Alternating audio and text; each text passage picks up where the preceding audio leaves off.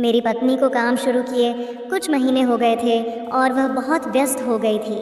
हमारे बीच की नज़दीकी बिल्कुल कम हो गई थी। वह अब मुझसे बहुत कम बातें करने लगी थी। शाम को जब वह ऑफिस से आती तो बहुत थकी हुई नज़र आती। उसका काम भी बढ़ गया था और अब वह मुझे पति का हक भी नहीं दे रही थी। धीरे धीरे मुझे चिड़चिड़ापन होने लगा। फिर एक दिन निकिता अपनी ऑफिस की दोस्त रिया को घर लेकर आई। रिया खूबसूरत और जवान थी और उसे देखकर मेरी नज़रें उस पर रह गईं। रिया बहुत बातूनी थी और आते ही मुझे हाय हेलो किया।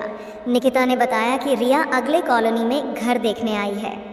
रिया ने वहाँ एक घर भाड़े पर लिया और वह अकेली ही रह रही थी। रिया का स्वभाव मुझे बहुत पसंद आया।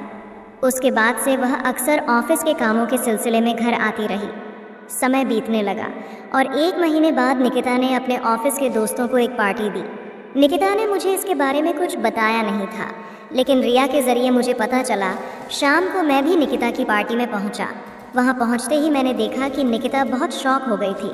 वहां उसके कई दोस्त और सहकर्मी थे, लेकिन उसने मेरी उनसे कोई ख़ास पहचान नहीं कराई। इसके बावजूद मुझे उसकी प्राथमिकता पर बुरा नहीं लगा। पार्टी में रिया हमेशा मेरे आसपास रही। पार्टी के दौरान निकिता की बॉस आई और उसने अपनी भाभी को गले लगाया। मुझे लगा कि मैं मोकले विचारों का हूँ, इसलिए मैंने इतना ध्यान नहीं दिया। रात को घर आकर जब मैंने निकिता से पार्टी के फ़ोटो देखने के लिए कहा तो उसने अपना फ़ोन लॉक कर लिया और सो गई। इसके बाद 2 दिनों में निकिता का जन्मदिन आ रहा था। मैंने उसे खूबसूरत फूलों का गुलदस्ता देकर शुभकामनाएं दी और उसके लिए एक बर्थडे प्लान किया था।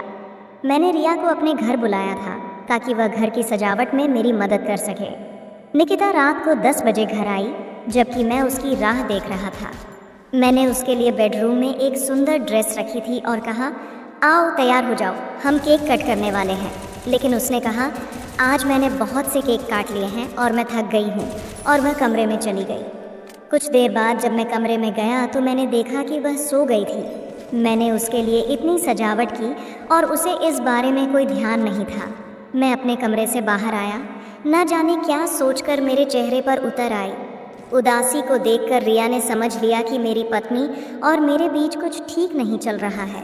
रिया ने कहा, समीर नाराज़ मत हो, आज तो सेलिब्रेशन होगा, चलो हम अपनी दोस्ती का सेलिब्रेशन करते हैं। मुझे नहीं पता था कि रिया के दिमाग में क्या चल रहा है।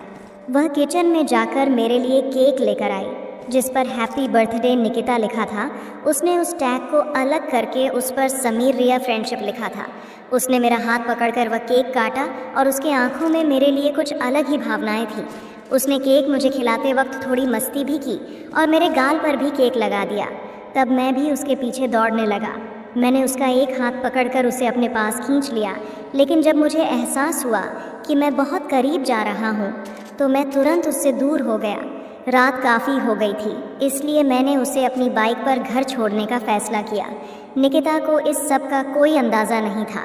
मैंने रिया को उसके घर छोड़ा तो गाड़ी से उतरते ही उसने कहा, समीर, मुझे लगता है कि निकिता तुम्हारे लिए सही नहीं है। तुम क्यों अपना समय बर्बाद कर रहे हो?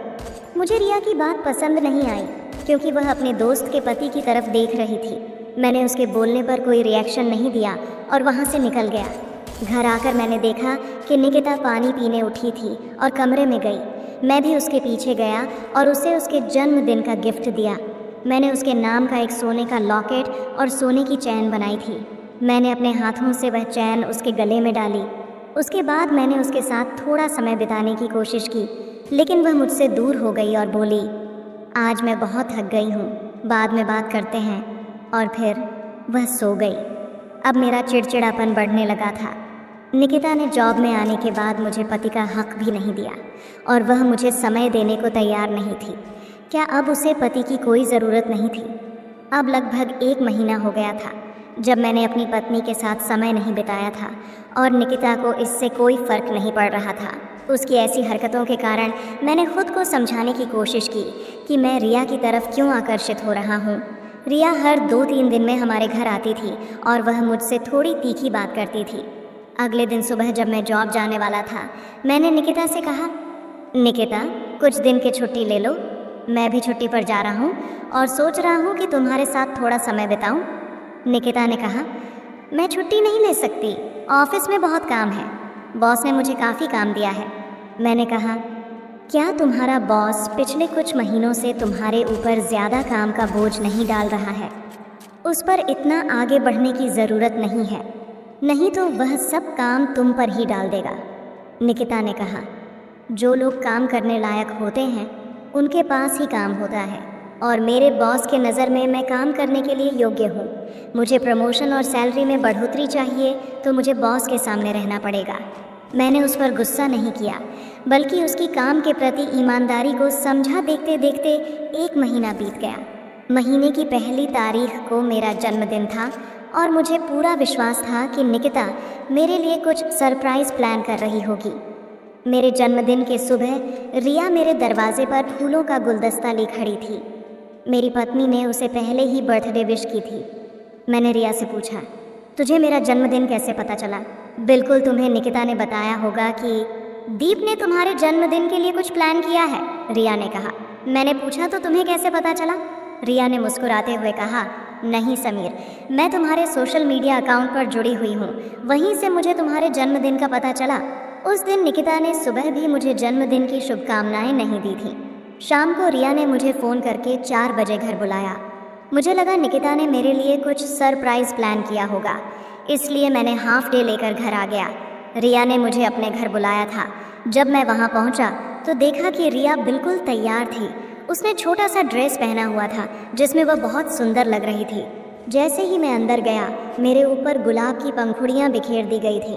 मैं यह सब देखकर बहुत खुश हुआ, लेकिन जब मैंने अंदर देखा तो मुझे पता चला कि यह सब निकिता ने नहीं, बल्कि रिया ने मेरे लिए प्लान किया था।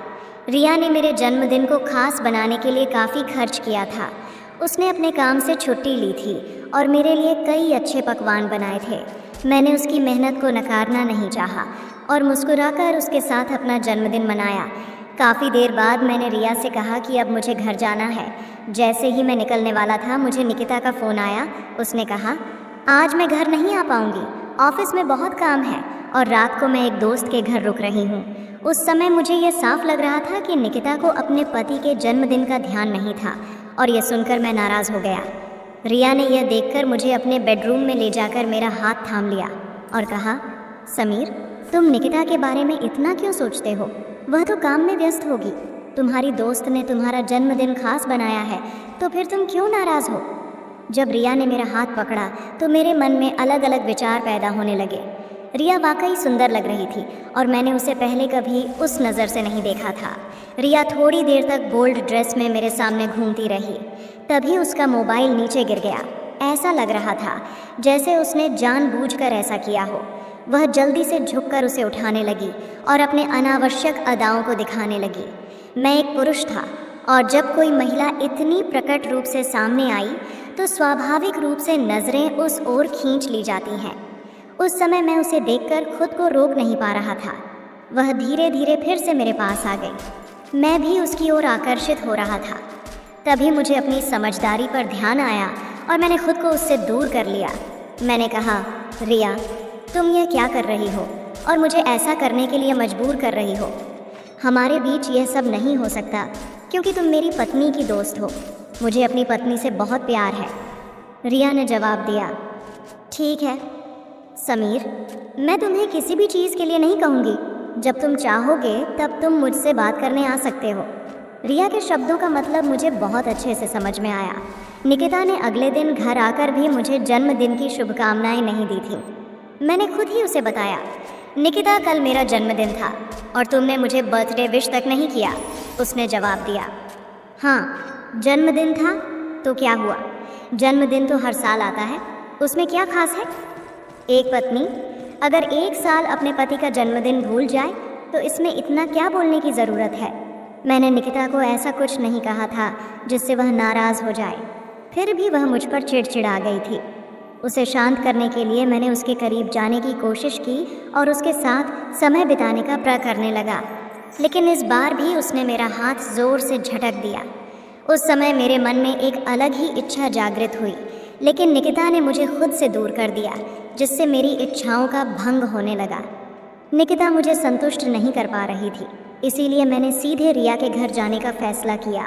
मैंने उसे फ़ोन नहीं किया और जब वहाँ पहुँचा तो रात के 9 बज रहे थे। रिया मुझे नाइट सूट में दिखाई दी, जो कि शॉर्ट था। वह बेहद खूबसूरत लग रही थी और मुझसे काफ़ी जवान थी। जब मैं रिया को देख रहा था, शायद उसने मेरी नज़रें महसूस की, इसलिए वह भीतर अपने कमरे में जाकर शॉल ओढ़ने लगी। उसने कहा, मैं घर में अकेली रहती हूँ, इसलिए कभी कभी ऐसे कपड़े पहन लेती हूँ। आप अचानक आ गए, इसीलिए मुझे बदलने का मौका नहीं मिला। रिया बहुत शर्माई हुई लग रही थी। उसने किचन में जाकर मेरे लिए पानी लाने की कोशिश की। तभी उसका पैर शॉल में फंस गया। शॉल उसके शरीर से फिसल गई और फिर से मेरी नज़र रिया के ऊपर पड़ गई। जैसे ही उसने फिर से शॉल ओढ़ा, मैं उसके पास गया और कहा, रिया, तुम्हें शॉल ओढ़ने की ज़रूरत नहीं है, मैं तो तुम्हारा बेस्ट फ्रेंड हूँ। मेरी बात सुनकर वह हंस पड़ी और मैं धीरे धीरे उसके करीब होता चला गया। रिया को भी मेरी नज़दीकी का एहसास था, क्योंकि उसने मुझे छूने से मना नहीं किया। दूसरे दिन मुझे रिया का फ़ोन आया।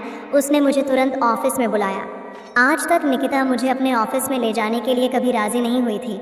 रिया ने कहा, समीर, ये बहुत ज़रूरी है, ऑफिस में आओ। मैं तुरंत निकिता के ऑफिस पहुंचा। रिया मुझे कॉन्फ्रेंस हॉल में ले गई। जैसे ही मैं वहां पहुंचा, मैंने निकिता का एक ऐसा नज़ारा देखा जो मुझे बिल्कुल चौंका देने वाला था। कल रात जब मैं निकिता के करीब गया था, तब उसने मुझे दूर धकेल दिया था और इसी गुस्से में मैं रिया के पास गया था। अब मेरे मन ने रिया के साथ समय बिताने की अनुमति दी थी, लेकिन जैसे ही मैंने उसे छुआ, मुझे यह महसूस हुआ कि मैं निकिता को धोखा दे रहा हूँ। इस भावना के बाद मैंने तुरंत रिया से दूरी बना ली। जब मैंने निकिता को देखा, वह पूरी तरह से शॉक में थी। उसने कहा, समीर, तुम यहाँ कैसे आए? मैंने तुम्हें ऑफिस में आने से मना किया था। तुम बिना बताए यहाँ क्यों आए? तुम मेरे ऑफिस में अपनी इज्जत गिरा रहे हो। मैंने देखा निकिता अपने कुछ सहकर्मियों के सामने मेरी उड़ा रही थी। उसने अपनी दोस्तों से कहा, मैं अपने पति को चप्पल की तरह समझती हूँ। उसकी मेरे सामने कोई वैल्यू नहीं है, क्योंकि वह मुझसे कम कमाता है। मुझे पहली ही नौकरी में उससे 10,000 ज़्यादा पगार मिली है।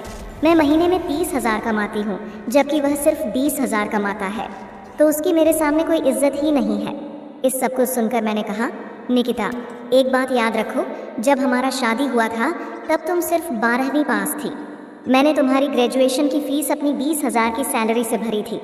तुम ही मेरे खर्चे पर यहाँ नौकरी पाने में सफल हो पाई हो।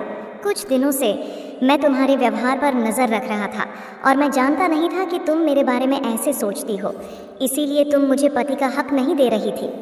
ठीक है, कोई बात नहीं, आज के बाद इस पल से तुम मुझसे मुक्त हो। तुम्हारे स्टेटस में न होने वाले इंसान के साथ तुम्हें यहाँ रहने की ज़रूरत नहीं है। आज मैं तुम्हें हमारे रिश्ते से मुक्त कर रहा हूँ। पिछले कुछ दिनों से मुझे तुम्हें एक खुश खबर देनी थी। यह मेरे लिए खुश खबर है, लेकिन तुम्हारे लिए बुरी खबर है। सुनो, 1 महीने पहले मेरा प्रमोशन हुआ है और मुझे मैनेजर का पद मिला है। और हाँ, मेरा सैलरी 20,000 से बढ़कर 70,000 हो गया है। मेरी सैलरी में पूरे 50,000 की बढ़ोतरी हुई है। इतना ही नहीं, कंपनी ने मुझे रहने के लिए एक लग्जरी फ्लैट भी दिया है। लेकिन तुम्हारा दुर्भाग्य यह है कि अब इन सब की मालिक तुम नहीं हो, बल्कि रिया होगी। जब निकिता ने मेरा प्रमोशन सुना तो वह मेरे पैरों में गिरकर माफ़ी मांगने लगी। उसने कहा, समीर, मैं तुम्हारी पत्नी हूँ, तो क्या मेरे पास तुम्हारे ऊपर हक नहीं होना चाहिए? रिया हमारे बीच में नहीं आ सकती। निकिता हमेशा पैसों को प्राथमिकता देती थी, जबकि रिया अपने लोगों के लिए हमेशा खड़ी रहती थी। मैंने निकिता से कहा, तुम अपने काम और पैसों में व्यस्त रहो। रिया ने पहले ही मुझसे अपने प्यार का इजहार किया था। निकिता का असली चेहरा पहले ही रिया ने देख लिया था, इसलिए वह मुझे हमेशा सलाह देती थी कि मैं निकिता से दूर रहूं।